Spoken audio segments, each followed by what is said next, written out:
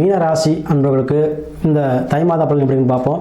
பொதுவாக இந்த மீனராசிக்கு பார்த்தீங்கன்னா ராசி இருக்கக்கூடிய குரு பகவான் அக்கறைமற்று நாளில் அமர்ந்தாலும் சனி பகவான் ஒரு ராசியிலே அமர ஜென்ம சனி அமர்ந்தால் சுப காரியங்கள் சுப நிகழ்ச்சிகள் அதிகமாக இந்த மாதம் உங்களுக்கு ஈடுங்க. அதாவது திருமணம் சார்ந்த விஷயம், வளர்ப்பு, குழந்தை பிறக்கிறது, இந்த மாதிரி விஷயம் தான் அதிகமாக நடக்கும். ஏன்னா ஜென்மசனியில் வந்து பார்த்தீங்கன்னா சுப நிகழ்ச்சிகள் நடக்கும். கண்டிப்பாக இது வந்து இந்த மாதம் நடக்குங்க. அதே போல் உடல் சம்மந்தப்பட்ட விஷயங்களில் கொஞ்சம் கவனமாக இருக்கணும்.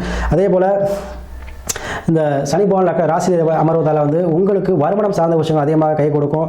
வெளிநாடு, வெளிமாநிலம், வெளியூர் சொல்லக்கூடிய அமைப்புகள் இருக்கும். அதே போல் வெளிநாட்டில் இருந்தாலும் ஊருக்கு வந்து திருமணம் பண்ணுற அமைப்பு இருக்குங்க.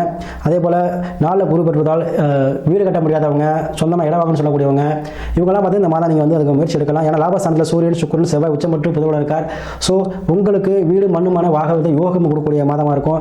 லாபஸ்தானத்தில் இத்தனை கிரகங்கள் இருக்கனால பெண்கள் வழி ஆதரவு, அரசு வழி ஆதரவு, உறவு வழி ஆதரவு, உங்களுக்கு சகோதர வழி ஆதரவு எல்லாமே உங்களுக்கு ஆதரவாக இந்த மாதம் கிடைக்க போகுது. இந்த மாதத்தில் தாய்மாமன் வழி உறவுகளும் உங்களுக்கு ஆதரவாக இருக்கும். ஸோ அனைத்து உறவுகளும் பிரச்சனைகளும் மறந்து சுமூகக்கூடிய மாதமாக இந்த மாதம் இருக்குது.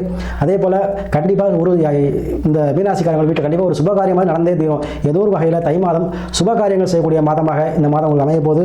ஸோ அதனால் அருகிலுடைய முருகன் கோயில் வழிபாடு செய்வது தைப்பூச அன்னைக்கு, தை மாதம் பூச வழிபாடு இன்னும் உங்களுக்கு சிறப்பாக கொடுக்கும். கண்டிப்பாக செய்யுங்க. மீனராசி அன்பர்களுக்கு இந்த தை மாதம் அனைத்து வகையிலுமே வந்து ஒரு மகிழ்வான மாதமாக அமையும்.